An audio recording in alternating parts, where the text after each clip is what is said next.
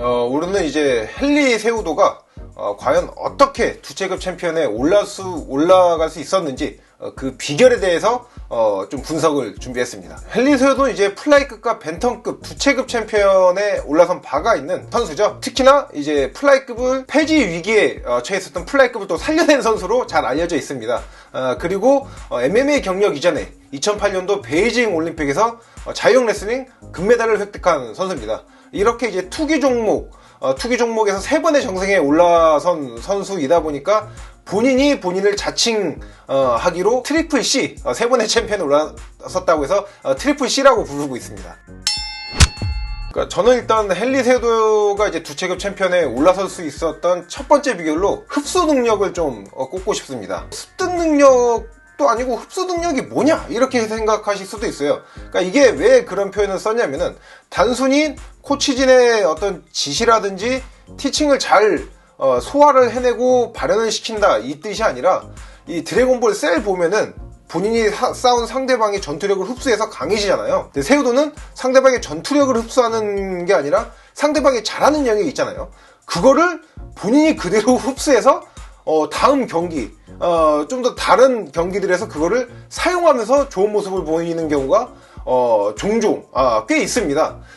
예를 들어서 드미트리우스 존슨과 1차전에서는 드미트리우스 존슨의 넥클린치 니킥의 KO 패배를 당했었는데 그거를 본인이 흡수를 한 거예요. 그렇게 되면서 본인의 벤텀급 타이틀전 말론 모라에스와의 경기에서 그 넥클린치 니킥을 통해서 경기 승리를 또 거머쥐었었고요. 방금 말씀드린 말론 모라에스전에서는 승리를 하긴 했지만은 모라에스의 카프킥에 좀 상당히 고전을 했습니다. 그런데 또 이 카프킥을 또 본인이 흡수를 한 거예요. 그러면서 벤텀급 1차 방어전이었던 도미닉 크루즈전에서, 또 도미닉 크루즈 하면은 소금쟁이 스텝으로 그 스텝을 읽기도 힘들고 잡기가 정말 힘들거든요. 그런데 그 카프킥을 통해서 스텝을 효과적으로 잡아내고 KO까지 만들어냈죠. 이렇듯 이제 상대방의 장점을 흡수하는 흡수 능력이 정말 탁월합니다. 일단 레슬링 올림피안 레슬러면은 신체 능력은 두말하면 입 아프죠.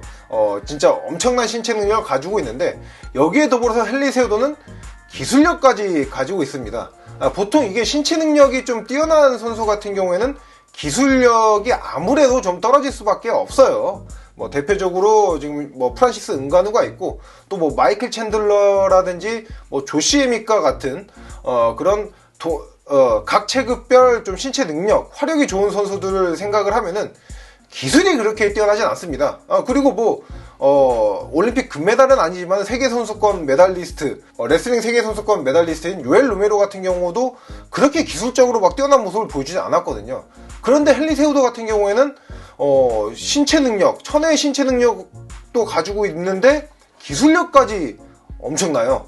그러니까 헨리 세우도의 움직임 중에 이러한 능력이 잘 보여지는 그런 움직임이 테이크다운 실패 후에 테이크다운 실패 혹은 또 테이크다운 페이크 위에 펀치라든지 니킥과 같은 타격 연계를 하는 장면이 있는데, 이게 기술적으로 매끄러울 뿐만 아니라 신체 능력이 워낙 좋다 보니까 굉장히 스피디하고 또 파워풀합니다. 그만큼 신체 능력과 기술력을 겸비하고 있는 게 또 세우도의 장점이죠. 또 이게 헨리 세우도 하면은 뛰어난 파이트 IQ를 빼놓을 수가 없죠. 뛰어난 파이트 IQ를 통해서 전략, 수립은 물론 또 수행 능력까지 뛰어납니다. 삼국지로 따지면 거의 여포의 무력과 제갈량의 지력을 갖추고 있다고 해도 과언이 아닐 정도예요. 물론 잘하는 선수, 지금도 잘하고 있는 선수, 또 잘했던 선수들 중에서 본인이 좀 약간 타고난 그런 운동신경, 운동 능력, 흔히 말해서 호랑이나 사자와 같이 그렇게 타고난 그런 본능으로 잘하는 선수들이 있거든요.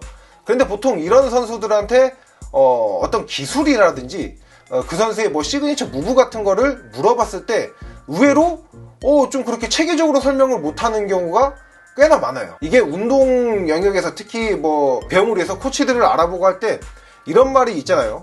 운동은 1등한테 배우는 게 아니라 2, 3등한테 배우는 거다. 그만큼 이 운동 같은 경우에는 타고난 게 중요한 영역이다 보니까 본인의 타고남으로 그냥 잘하는 선수들이 있거든요. 그런데 이게 과연 이 선수가 그냥 타고남으로 잘하는 건지, 아니면은 본인이 확실히 기술적인 이해도가 있고 체계를 갖춰서 그걸 통해서 잘하는 건지 알아볼 수 있는 제일 좋은 방법 중 하나가 그 선수한테 기술이라든지 이런 걸 물어보는 겁니다. 근데 제가 앞서서 말씀드린 이런 타고남으로 그냥 잘하는 선수들은 뭘 물어봐도 대답을 잘 못해요. 그냥 이거 이렇게 해서 했어. 진짜로 극단적으로 표현하면은 그냥 펀치 나오는 거 보이길래 피하고 뭐 택다운 하거나 때렸다 이렇게까지 말하기도 해요. 그런데 이제 헨리 세우도 같은 경우에는 본인이 기술적인 이해도나 체계를 확실히 갖추고 있는 선수라는 거죠. 이걸 알 수 있는 게 헨리 세우도는 본인이 이제 은퇴한 상황에서도 S급 선수들, 챔피언 레벨의 선수들을 직접 가르쳐주고 본인이 코너로 동행해서 그 선수들이 헨리 세우도를 만나기 이전과 이후의 경기력이 많이 달라진 경우가 꽤 많습니다. 뭐 데이비슨 피게레도도 그렇고 장엘리도 그렇고요. 물론 장엘리는 패배하긴 했지만은 그전과 다른 또 좋은 모습을 보여준 걸로 잘 알려져 있습니다.